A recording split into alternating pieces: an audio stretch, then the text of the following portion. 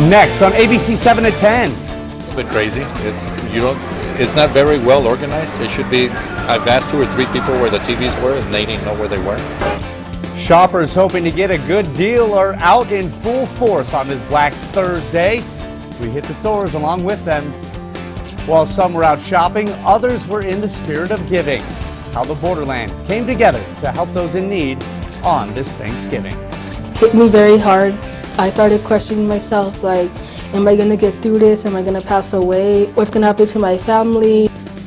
And a family in Canutillo in need of help this holiday season. Iris? Air and winds make their way back in our forecast. We'll talk more about what you can expect for the next few days coming up. Live, where news comes first, from the Mesilla Valley and Las Cruces to El Paso and the borderland. This is ABC-7 at 10. Good evening and thank you for joining us tonight on ABC-7 at 10. I'm Bob Harp. Rick and Estella are off tonight, and we hope you are having a fantastic holiday.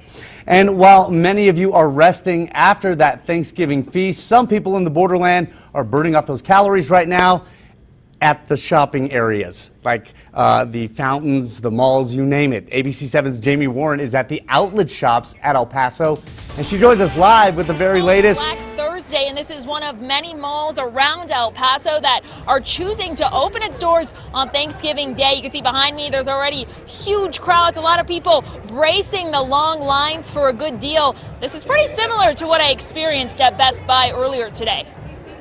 How long have you been waiting here? Since Monday, it's going to be 3 days. After many spent 3 days sleeping in a tent outside Best Buy, the anticipation was building. It's 10 minutes before the doors open. You can see the line is already in the back of the store. It wraps all the way around the front of the store where these people have been waiting since Monday. You know, that kind of sounds crazy. It's crazy, yeah, but it paid off.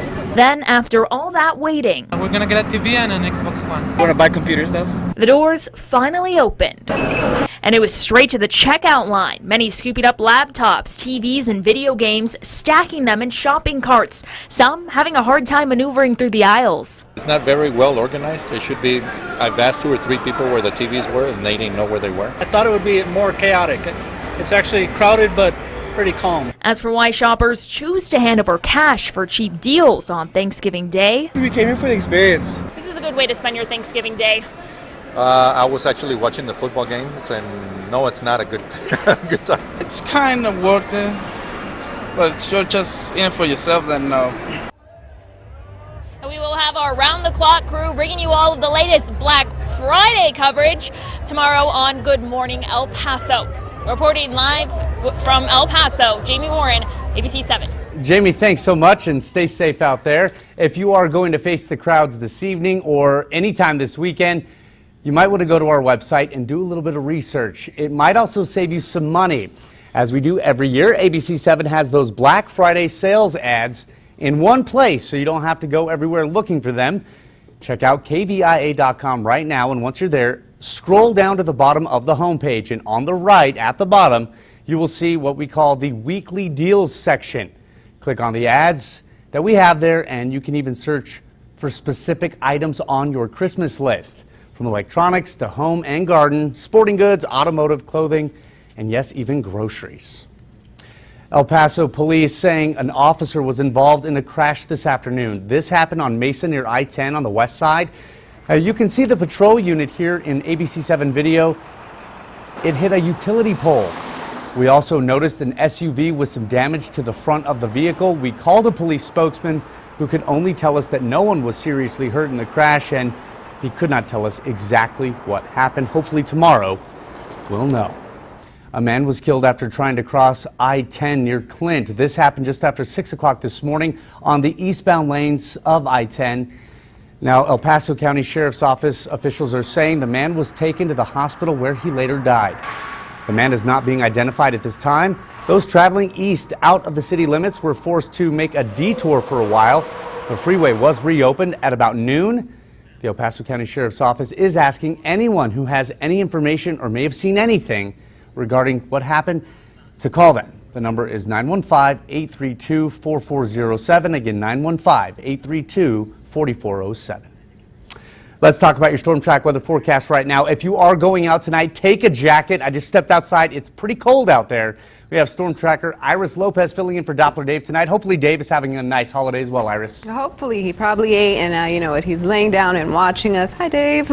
Hoping you all had a great Thanksgiving, too. It was a nice one, pleasant. Look at the high that we saw, 68 here in El Paso, with 64 over in Las Cruces, a cool 52 Ruidoso, then 63 Alamogordo. As far as our temperatures right now, as Bob said, it is pretty chilly out there, 51 to be exact, 45 over in Las Cruces. We have clear skies all across the board and a cool Ruidoso at 36 with 38 over in TRC. Our winds right now, just a light breeze here in El Paso, 12 miles per hour, and over in Las Cruces, calm winds for you all. Right now, our winds aren't as bad, and those temperatures not too bad either, but come Monday, we're going to see colder air, below temperatures, and we're going to see those winds pick up. We'll have more details on that coming up. Bob? Thanks, Iris. Today, the city of El Paso held its annual Thanksgiving celebration. This is a tradition that was started by former El Paso Mayor John Cook. It's held every year at the Downtown Convention Center. The city organized the event as a way to feed the homeless and others in need on the holiday. In addition, Sun Metro organized a Customer Appreciation Day with all bus rides free to help people get to the convention center. The Salvation Army and the Rescue Mission served meals to more than 4,000 people. The city accepted donations as well to help make it a success. Yes, this is our 12th year, and I enjoy service. Service to our community, service to our fellow men and women, brothers and sisters. I feel it's the right thing to do. The city wasn't the only one that provided free Thanksgiving meals today. Some local churches also got together to serve hundreds of El Pasoans. This was over at the Grandview Christian Center in Central El Paso. Grandview partnered with the Harvest Church and the Cielo Vista Baptist Church to put this event together. The churches also gave food baskets to 100 families. In Las Cruces, hundreds of people there lined up for a free meal. This was over at El Caldito Soup Kitchen. Bring them in. The kitchen does this every year with the help of volunteers. All of the food comes from different donors, and it's cooked by the volunteers. They were expecting about 400 people, possibly more, showed up though. And how about a little bowling to go along with all that Thanksgiving food and festivities? This was over at the 10-Pin Bowling Alley in Las Cruces. The owners put together some free Thanksgiving meals for families in need there, and it even included some free bowling. They also delivered 60 meals to homeless people and cooked 17 turkeys. They tell us it was all about giving back to the community. You got to stay true to your roots. You know, as long as you stay humble, everything's going to come your way. So this is our chance to give back for what has been given to us. The Doña Ana County Sheriff's Office gave us an inside look at the Thanksgiving meals being prepared for the more than 750 inmates housed at the county jail. The jail's director, Chris Barella, tells us they acknowledge Thanksgiving as a special day and prepare a special meal that includes turkey and all the trimmings. He says some inmates become a little more distraught and sad because obviously they're not at home with their family. I mean, it's still a stressful environment. It's a place where people don't really want to be.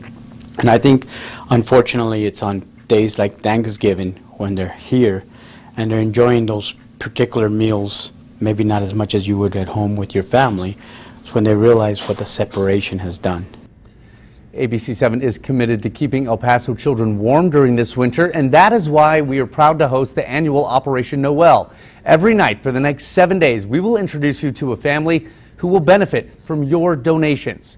Tonight, we meet a grandmother who has made great sacrifices for her granddaughter and others. ABC-7's Estela Casas begins our countdown to Operation Noel.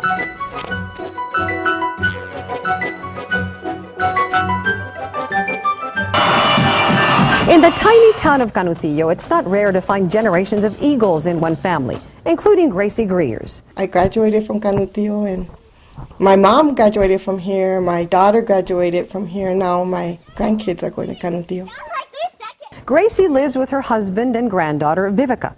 Vivica's mother, Leah, got pregnant at 17, but wasn't ready for the challenges of motherhood. So we just stepped in and told her finish school, and don't worry about it, we got it. Growing up, Vivica would mostly keep to herself, but last year her behavior began to worry Gracie. Pictures she would draw were really deep, dark things. Well, you wake up in the morning and you just think about it. Do I really want to get up, or do I just want to stay in bed? On Canutillo's homecoming day, a big event for the town, Gracie dropped off Vivica at the parade. A couple of hours later, the counselor called me and told me I needed to pick her up because she was having really deep, dark thoughts. You just want to end your life.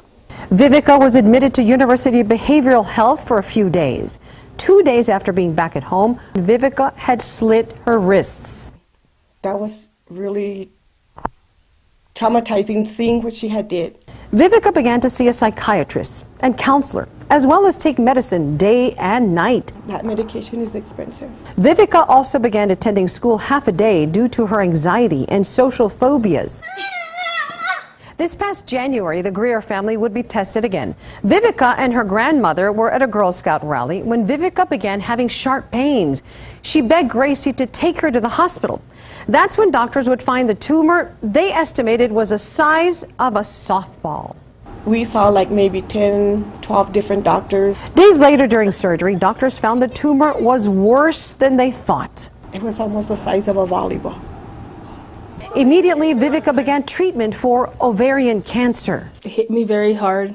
I started questioning myself, like, am I going to get through this? Am I going to pass away? What's going to happen to my family? Her siblings, ages 5 and 6, struggled to understand what happened. So I was so sad and I was worried for her. And I thought she was going to go up to heaven. Chemo took its toll. You're vomiting, you get nauseous, you don't want to eat, you get cold, you lose all your hair. Her siblings were with her every step of the way. I always help her get up and go to the restroom because she couldn't get up the bed because she'll always have that machine near her. In April, Vivica went into remission, a welcome change for the younger Greers. She wasn't sick no more. Today, the Greers are getting ready for the holidays. No whipped cream?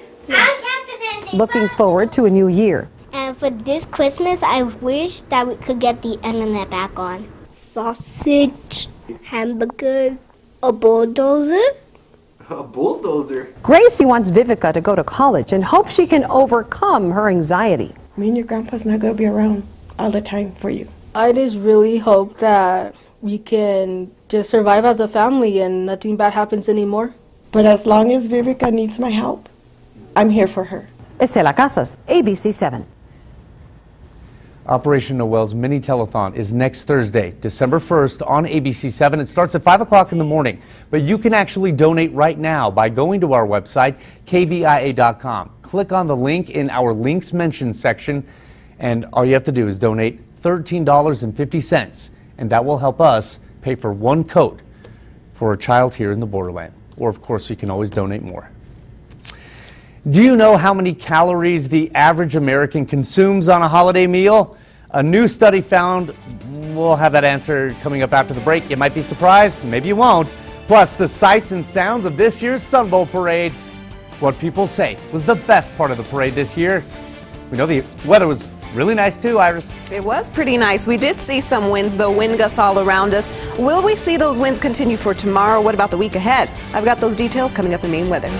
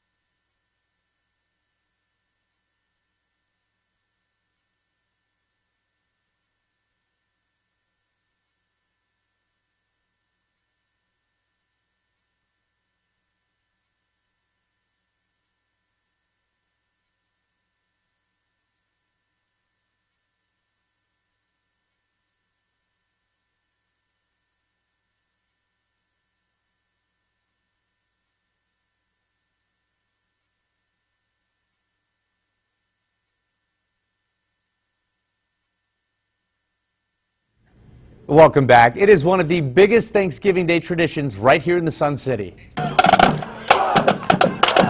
Oh, yeah! Oh, we had to put that in. El Paso High School's marching band, by the way. Thousands were up early this morning to get a spot to see the 80th annual Sun Bowl Parade. The theme this year, a lot of you saw it in person, 80 years around the world.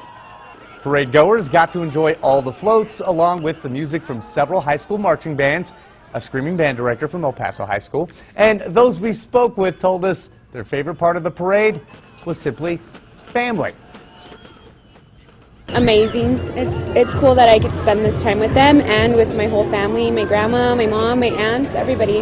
Just for the kids to have fun, and it's just a way to all get together and be together with the family, and it's a part of a tradition coming out here every year, especially on a day like this. It's so nice. I want that hat. Before the floats got moving, some Borderland residents got on their feet along the parade route. This was for the annual turkey trot. It started right before the parade, and it followed the same route. Temperatures were down a little bit. You see people were bundled up there. For the most part, those who took part said it was all about burning some calories because they knew they were going to eat a lot of food today. And you might want to do a couple of laps around your house after listening to this.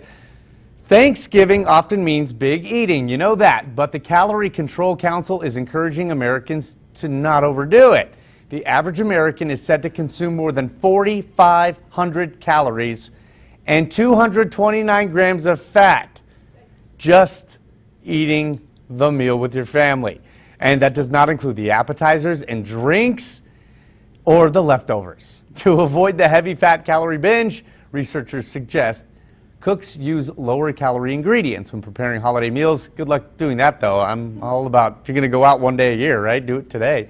Appetizers made of fresh fruit, we can do that, and veggies will also help cut back on calories. But got to get those veggies smothered in butter. Right, Iris? That's right. Just seeing that.